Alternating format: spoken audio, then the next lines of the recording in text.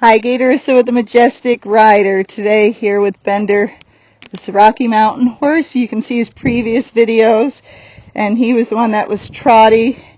Was trying to get a faster flat walk and a saddle gait out of him.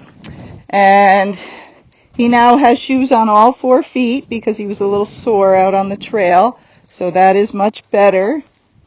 And having the same weight on all 4 feet helps us. He's like, I don't want to go again. Come on. So you just turn them if they won't go. It's no big deal. Because I worked him, and then I wanted to show you his gait, so I got off, had to set up all the equipment, and then he thought he was done, and he's not.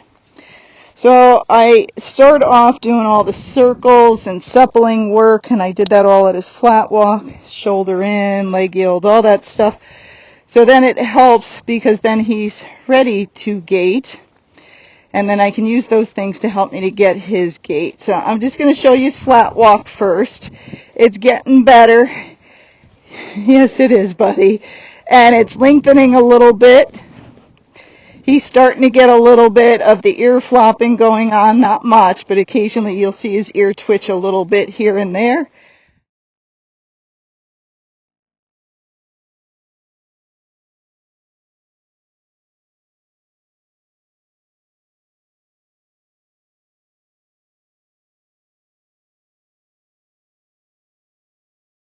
There.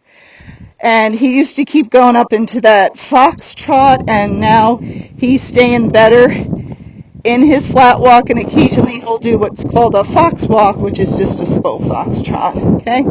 But this is much better because he was one that could only go, like, walk really slow, so it took me a while to get this out of him. I think he's been here 3 months now, so I have to look back. So they're a little bit going towards a foxtrot if you saw his back feet kind of changing. And with this gait, he can keep a lower headset and be more neutral and drive up underneath himself a little bit more. But again, I always explain all this stuff, but the arena footing makes him trotty. And bringing his head down and rounding his back is going to make him trotty. So when I go to do his other gait, show you his back up and his turn. When I go to do his other gait, I got to bring his head up because that's a lateral gait, and he tends to be diagonal or towards the trot. He's already backed up a bunch, so he's like, enough's enough, Gaye. Good job. So his turns and all of that, they don't go. You get after them. There's these little tests that they do. Like, he turned, and I'm like, now go forward. And he's like, I don't think so. That's why it's always good to have a stick or something so you can push him forward. Now, he's doing much better. I'm only going to do just a little bit of this flat walk. He can flat walk over the poles. If I use poles, I don't use them with the trotty horses as I go faster because that will just make him trot. But I do use the poles to help him strengthen his stifles. Now, sometimes as you're working with these guys, you'll see a little kind of what I think is like a hip-hop step. It'll look like a hitch up in the front end. Especially with the trotty ones, they're usually either like trying to offer you a canter step instead of that saddle gait, or they're kind of going into the fox trot. So you might see something kind of weird here and there, and then he's fine. That usually just goes away as they get stronger and better, and then they understand what to do. So there he did a little bit more going towards a foxtrot, but very smooth. He gets kind of in between lateral and diagonal, so it's very smooth. But if I go any faster than that speed, and I keep him in that same frame, then he'll just start falling into a trot. But he can do this quite well, and that's pretty comfortable. So it'd be easy if somebody wanted to then hard trot him. You just speed up and keep his head down, and there you go. You got the trot. So it's not like he needs to practice that. This horse could trot all day. But all you got to do is pick up more speed and make sure they know the cue that the head down means trot and the head up means saddle gait. Okay. There's more of a fox trot. All right.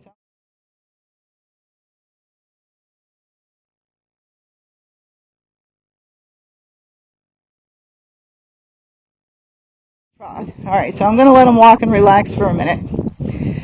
So as we start to do his gait, these are the things that can happen. He might start throwing his head and wiggling his body all over the place. That's normal, because they're like, do I have to do this? And can I do it any way easier? And you're like, no, you have to stay straight. So as I go faster, I'm going to have to hold him straight. I'm going to have his head up a little higher. If his gait's not good, I might have to bring his head even a little higher. I might have to turn his head a little to the side. And then after that, once I get the gait, I'm going to try to frame him up. Because in the end, we want a little bit more frame out of him so it's better for his body. Okay? With these trotty ones, as we go, some of the time they get all over the place. Their legs start going all crazy. And I'm always saying, the saddle gait kind of feels like you're on a washing machine. Well, we want a smooth washing machine. We don't want one that's jumping all over the place because you shoved your sneakers in it, right? So what we're trying to do is if he gets unsmooth or his legs are going all over the place, even though it's still a saddle gait, but it's an uncomfortable saddle gait, I'm going to give him what I call a hug. And that means I'm going to hug him with my entire body. I'm going to close my legs around him. I'm going to close my arms and hands around him and hold him until he gets straight, and then I'm going to release. Now, sometimes you need to do that for 1 second. Sometimes you need to do that for 5 seconds. But you got to feel when it changes back to a good gait, and that's when you're going to release. When you're teaching these horses that can't hold the gait because it's not supernatural for them, you got to help them. And so you might have to micromanage them in the beginning, because if you get the gait and then you drop the reins, they'll fall out of the gait. So you got to keep more contact and keep helping him until he gets stronger that he can hold it, okay? So even though his headset is beautiful right now and down, I know I can't keep that at this point in time as I do the saddle gait. So when I saddle gait, I usually have their head, the top of their head, kind of my chest level up here. So up here. And I lift their head up, but I'm not going to hold their head up. I'm just going to keep a light contact as I do it. So what I'm going to do, I'm going to tuck my seat under me, raise my hands a little bit, sit back, add my leg till I get it, and then I'll try to talk as we're going. So we'll see what happens, okay? So here we go. Hands up, sit back, both legs. Now I'm tapping him because he went to a little bit of that foxtrot.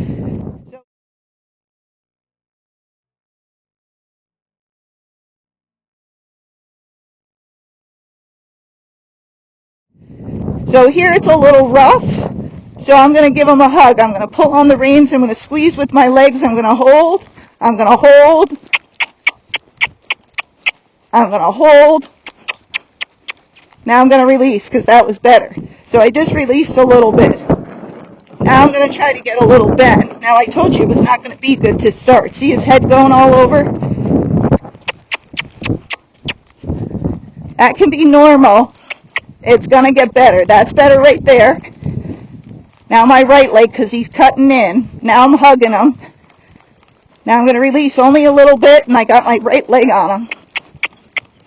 So see his head going all over the place? That's normal. And again, I'm in an arena. If I was going down the road, this would be much easier. Now, he might keep stopping at the gate because he wants to leave. His stall's over by there. Good boy. So there he was better, so I'm going to stop for a minute.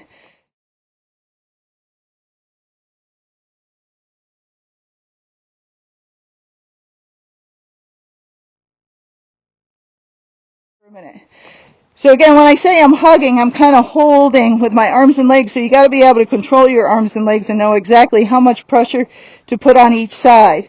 Some of the time I had to put the same pressure on both sides. Some of the time he was fading right, and I had to put more pressure on the right side. So I give him a break, but not too long, because I don't want him to forget what we're doing, so I have to start all over. I want each time that to get better and not to go through the whole chucking his head up and down and all over the place. A lot of times they do that because people have let them. Other times they're trying to get out of work. And so you just hold them and then release when they're still a decent frame and doing the correct gait. So here we go. So hands up, tuck my butt under both legs. Good. Now better. A little rough right there. I'm going to hug him. Hold. Leg, leg, leg, leg, leg, leg. I'm going to wave my stick over here because he keeps stopping. Now we might hit this pole. Now I'm not worried about, my gait right there. I was just worried about keep going. Now he's cutting right, so I'm pushing with my right leg. Now he's cantering.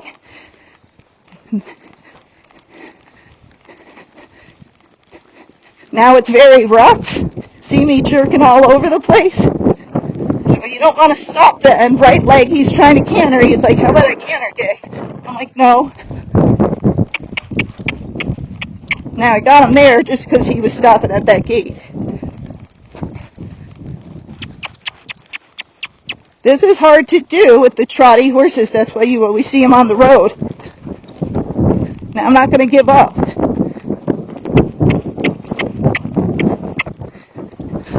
Now I don't like doing this at all when they're being herky-jerky like this. But it's the only way to fix them is to keep going through it. Right there, he's quite good. Whoa.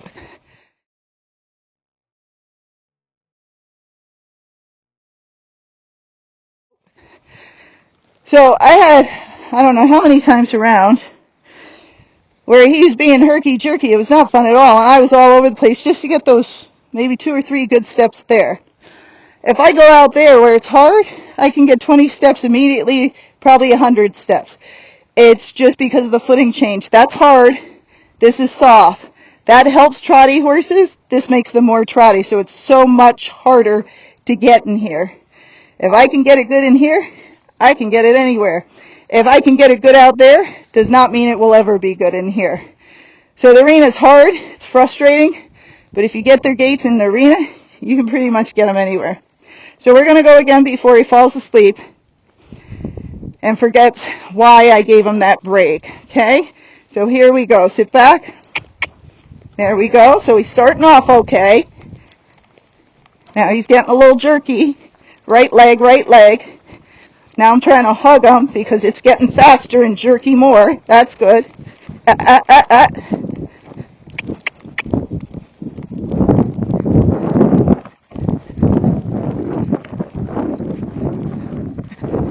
He's cantering, so I'm not going to stop.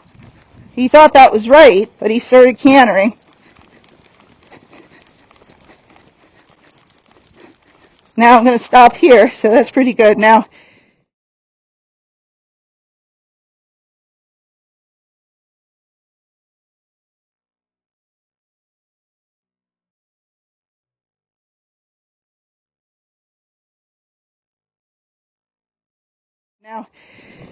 he's better. Did you see each time? It was pretty bad in the beginning. That was horrible. And then it got better each time, a little bit better. I'm going to try it one more time. I don't know if he's got it left in him, but I'm going to try for it. So when I'm doing this with the younger horses, and I start the saddle gait, and again, in here it can be hard for them, I might make 1 circle or 2. You either write it down, or you better remember what you did. Because each day you come in, you try to get a little bit more. So if I got 2 one day, the next day I'm going for 2.5. The day after that, I go for 3 circles. The day after that, I go for 3.5. Then the week's probably over. Start again next week, and start on with 2, and then start adding it in faster because I got to 3.5 before. So I might do 2 the first day. Second day, I do 3.5 circles. The next day, I do 4 circles. If the horse keeps trotting or it's a pacer and it keeps pacing on you at 4 circles, it's telling you it's tired. That's all it's got. So don't go more than 4 circles, okay? But you got to push them to get stronger and better. And if you don't push them, you'll just stay in the same place and get like 2 steps of gait each time. Okay, here we go, Bender. He's like, oh, this is hard. I'm like, I know it's hard. You should sit on your back. It's worse. So here we go. Good so far. Hugging him. He's good. Hugging him. He's getting a little too fast. Now he's better. He's cantering. I'm sliding the bit. Whoa. That's all.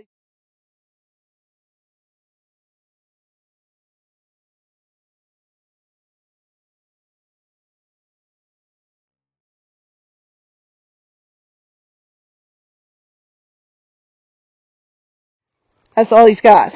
So I ran around a bunch of times.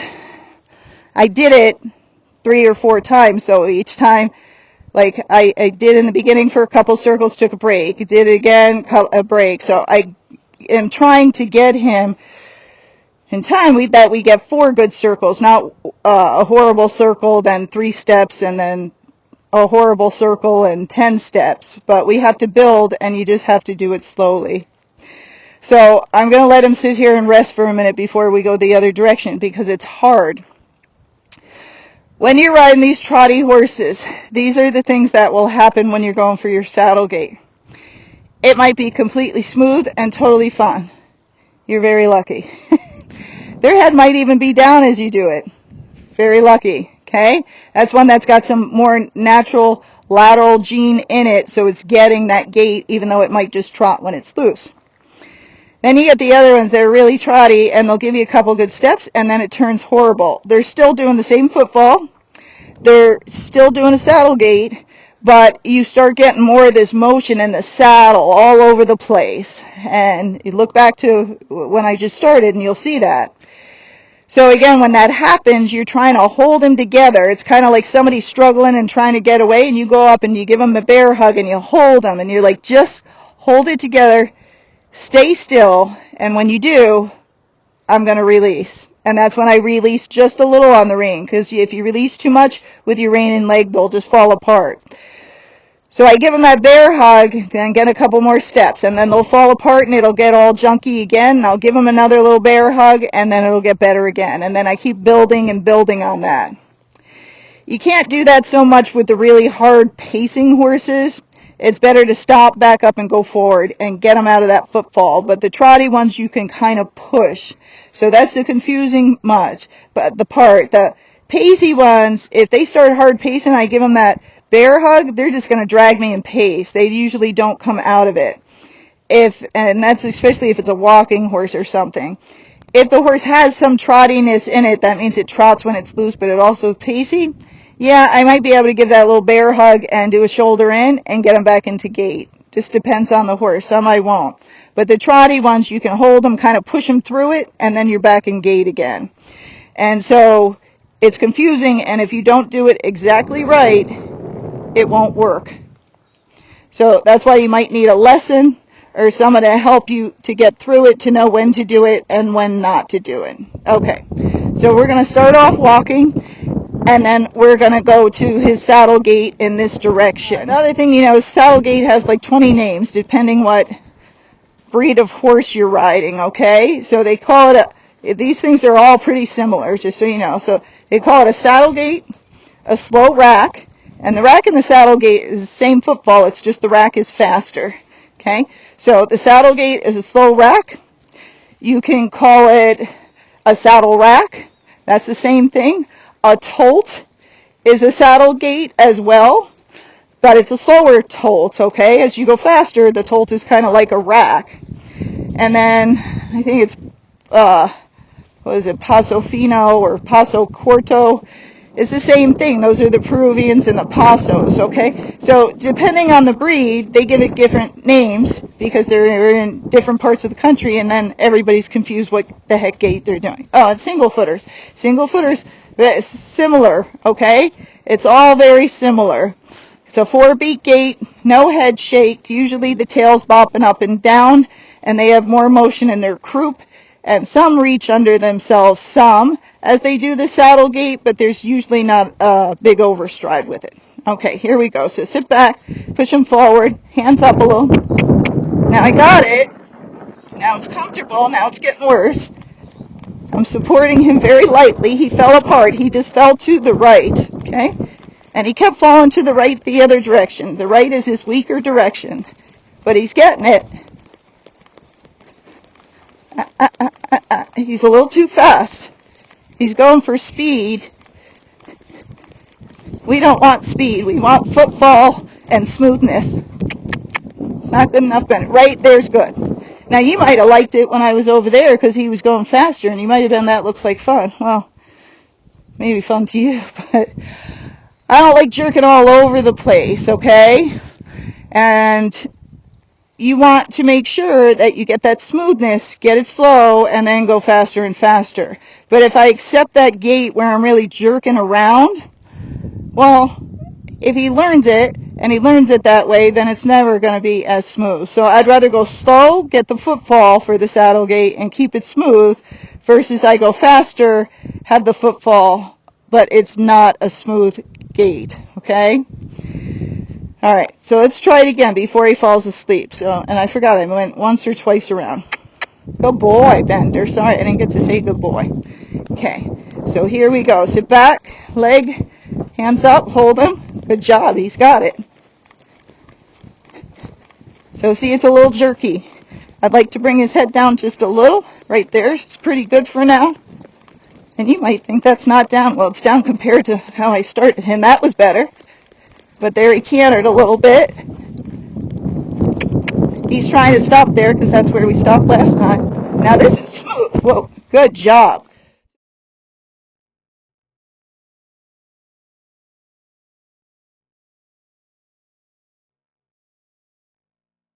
Job. So it took all that time for me to get him smooth, so almost once around, okay? But you see, when I first started gating him the other direction, it was horrible. He was throwing his head all over, and each time I'm doing it, he's like, oh, I get it. Now, when you have young horses and you're doing this, each time you start over, or like you're done for the day and you start the next day, the first time you do that gait, it can always be bad, okay? You just give them a break when they're good, try it again, break when they're good, and you repeat and repeat and repeat, and they will get it in time, okay? But it's always starting over, here we go, is hard. But when I'm starting them, I always give them a break when they're doing pretty close to what I want. Okay, so we got more breaks when I first started them, and not as many breaks now. Now I'm trying to get more times around. This is good. Hold, bear hug here. Hold, bear hug. He's falling apart. Hold, bear hug, leg, because he's going to try and stop here. So he did a little canter, but at least he kept going.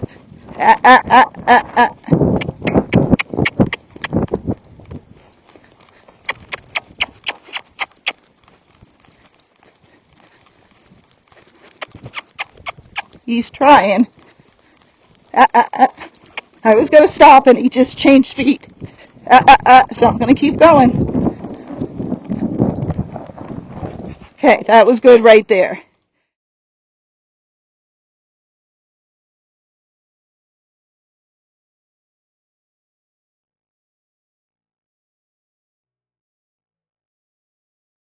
There. So I went further. When I'm going around and I want to stop and give him a break, I don't want to stop at the gate because he kept trying to stop there because that's the way out. I don't want to stop by his friends. So even though he was good there, I had to keep going, and then he fell apart. So then I didn't want to stop because it wasn't good. So it took me all the way back over here to get it decent again where I could stop. Okay, we're going to try and do it one more time, and then we'll decide pass and we'll be done with it. So he's doing good. He's a smart horse. He figures stuff out. Fender. And he just has no muscle to do this gait, and so we got to build it up slow.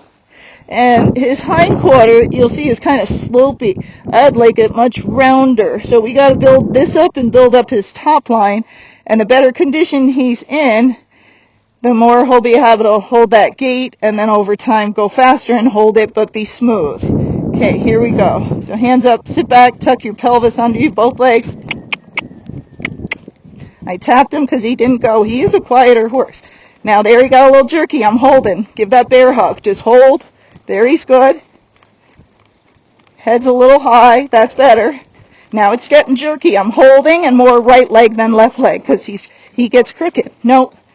He's like, Gaye, that's it.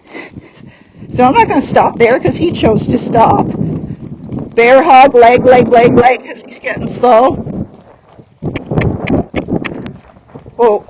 So right there, it was only a couple of steps, but he was in a much better frame and he was good. So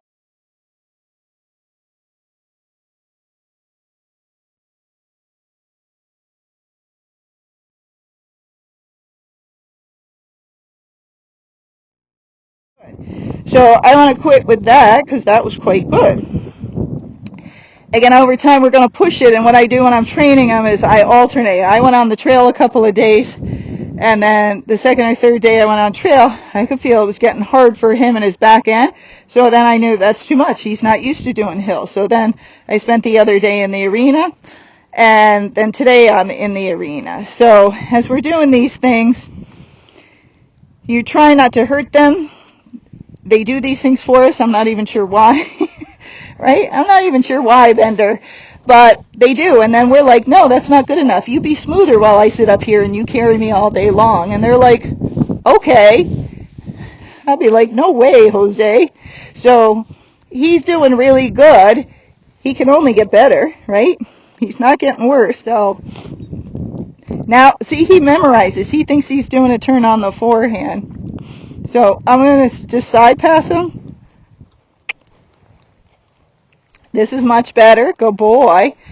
And when I side pass, I do a couple of steps, give them a break, do a couple more. So we start with a low amount of steps, like 2 or 1, and then add in more as you're going. And just look straight ahead. And you can watch the videos on side passing if you want. Now, he just went forward. That's okay. Again, he just made a mistake. Sometimes they step on their feet and do all sorts of stuff. Okay. So that's good enough. Now we're going to go the other way. And for all those, if you taught your horse to sidle up, I try to tell everybody, try to get your side pass before you teach that horse to sidle up because it confuses them. So then if I switch my stick in the left hand, a lot of times instead of moving off my left leg, the horse moves into it and goes left because they're confused with that, where that stick is and what they're doing. So when you're teaching young horses, if you can, teach the side pass first, then get your sidle up. But we fixed it, but he was very confused when I started this stuff, and it was all just because it was nice that they taught him to sidle up. I just like it in a different order. So very good. Okay. Now I'm going to do the gait so the owner can see, but you guys don't have to watch if you don't want to. Now we haven't done the gait all week, I think, because we were playing out on trail. So let's see how he does. When I practice gaits, I practice pulling them in and pulling them out because you just never know what you're going to get. I always teach the side pass and how to move their shoulders and all that stuff first. And then I use my legs and my eyes. You'll see I'm looking left. Good boy. And I just break it down in steps. He's like, yes, we're out of here. Now I'm trying to turn him left and I'm trying to neck rein him, but he's not understanding. So that's okay. I just grab my left rein. Now I'm going to shut the gate. Some of the times when you hit them with the gate, they'll just move over. Some of the times they won't. And the hard part is just remembering, did you push it in or did you push it out? So that was in towards me, and then I try to get the horse so they stand next to the gate and just relax for a minute. So that way when you go through the gates, they don't run away from the gate. Now see him kind of moving, so I'm like, let's just go ahead and do the gate again then. So I want to do it in towards me in both directions, because if you can only do a gait one way, well, not all gaits are the same.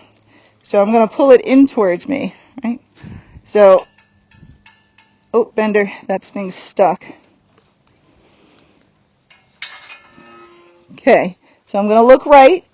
I'm going to open my gate. He's got to go forward, and then he's got to move his hind quarter off my right leg. Now I'm moving his shoulders off my left leg. So that's why it's very important to teach them how to move their shoulders and hindquarters. Nope, go forward. And be careful if you're under something, because sometimes they will rear up as you're teaching them because they get frustrated. Rearing up's just a normal thing a horses can do when they're frustrated. You know, they're trying to tell you, hey, I don't get what's going on. You're holding me and I'm confused and I just want to be out of here. It goes away once the confusion goes away, right? And some horses are bad at it, and some horses just go, I might rear, I'm confused, and you're like, it's okay. It's okay. So we'll give him a little break, and then I'm going to push the gate out. Now again, when you teach your horse the gate, I know he's smart because he didn't forget from the other week, and I haven't done it this week. He's doing really well. But some horses will forget because they're not as smart. Those horses won't outsmart you. Horses like this can outsmart you because they're thinking all the time. So they're easier to teach. So it's my right leg. Now I'm looking left, and I'm going to use my left leg to push his hindquarter over. And now I'm going to my right leg. So you got to be able to alternate your legs back and forth. And then in time the horse understands what to do and they figure it out. But you got to be able to communicate with them. You don't want to just wing gaits. That the people have lots of accidents with these things, and they smack that, the horse rears up, your foot gets stuck in here because nobody taught him to do it well.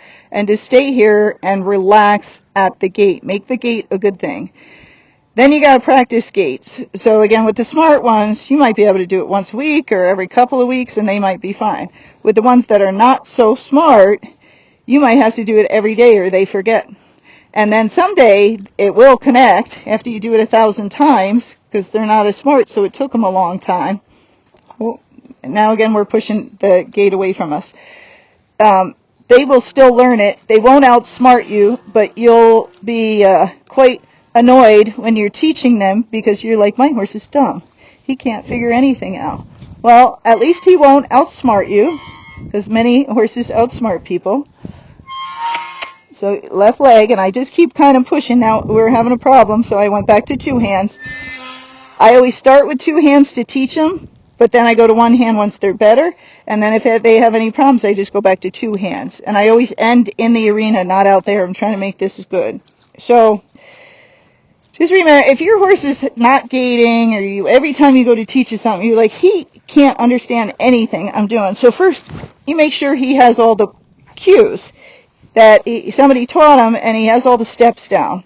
Because it might just be he has no cues, so he doesn't understand. It's not that he's dumb or anything. The communication's wrong. So you make sure you have cues, or you send him to a trainer and be like, does he have the cues? Yes. Then you have to learn the cues. It doesn't matter if the horse has the cues. If I don't know how to give him those cues, I can't communicate with them. So then I have to learn the cues. Okay? And then once I learn the cues, then we have to practice it together. And we're going to confuse each other in the beginning, and that's the hard part. So bad things will happen. They might buck, rear, go sideways, stomp in place, throw their head. It's all signs of frustration. They're like, you don't know what you're doing up there. And you're just confusing me. I don't want to do it anymore. That's what the horse said. And you're like, just calm down. Here's another cookie, because I'm going to make 20 more mistakes, and here's some food so you don't kill me. Or you might be like, I can't give food because he's food aggressive. So you're like, I'm just going to scratch you for 5 minutes till you calm down and like me again, and then I'll try it again. But you are going to make mistakes. You both are. And that's why trainers, well, good trainers, because of course there's bad trainers out there. And you hear about all the scams and them stealing people's money, not training the horses. But you get a good trainer with a good reputation, they will teach you. You won't need them forever, because once they teach you, you'll be able to do it on your own, because you'll understand the concepts and how to move on. So when you're doing anything, teaching them the arena work, the side pass, the shoulder in, the haunches in, gaiting, any of the gaits, it won't start out well, and then over time, if you're doing the right things, it'll get better and better, and then it'll get so better no one will even know you had a problem. But you usually need someone to guide you if you don't know how to ride, and a lot of gaited people have not taken lessons, so you don't know the cues, and then you buy these horses that aren't trained, and they don't know the cues, and that's why it goes downhill real fast, and that's why they're running away with you and doing all these bad things, because they're not really trained and you're not really trained. For things to go well, and with horses, things can go bad in moments, but for things to go better, because again, it's a dangerous sport. We all know that going into it. If you don't, it's a dangerous sport. Okay, so you got to be careful. We are getting on a prey animal, and we are a predator. Many things could go wrong with that if you think about it. But you got to make sure that you're trained, the horse is trained, and then you need someone to help you match together, and over time it should get better. Sometimes, though, even though the horse is trained and you're trained, it's just not a good match, and you just got to get a different horse because you don't like each other. And that's the hard part, is admitting that. So overall, this horse is doing great. He's going to get so much better. He's a sweetheart. You can see he's so cute. He just wants to please. But when he showed up, he was a little bit dominant and pushy, and I just kind of put him in his place, and then we became best friends after that. But if I didn't, he would have taken over, because again, he was smart, and he's like, I'll just scare this lady, it'll be over. And he didn't do anything bad. He just came into my space kind of a little bit aggressively, and I kind of put some pressure on him and got him out of my space, and then that was that, right? He's like, don't get in her space. I just acted like a mare, like the mare's kick at him. I just got after him. So overall, he's doing well. You'll get to watch his progress because I think he's going to be here for a while. And then again, at the end, you'll probably see him gaining very nice. And only if you've seen these videos will you know how hard we worked to get there together. All right. Hope that helps you with your trotty horse and learning how to give that hug and hold them together.